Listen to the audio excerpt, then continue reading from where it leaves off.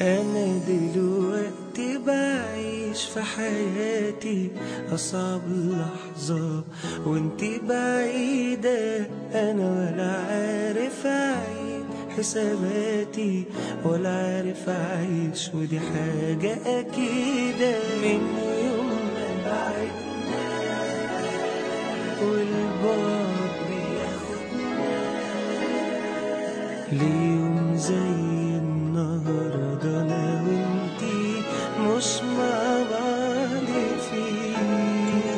ايه هنقضيها بعد ولا ايه؟ واحنا نضيع عمرنا ليه؟ واحنا نوجع بعضنا ليه؟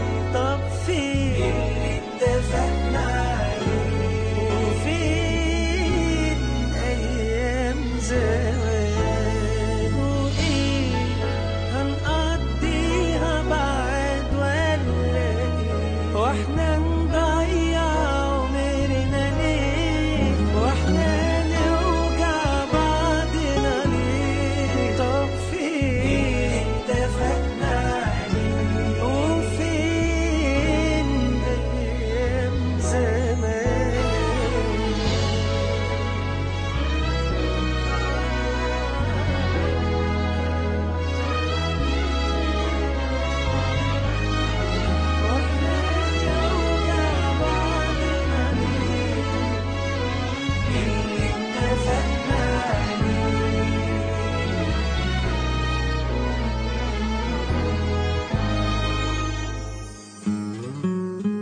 بقى معقولة هنقدر ننسى أحلى أيام أحلى ليالي ومن غير ما تقول أنا عارف؟ وأكيد حالك هو ده حالي.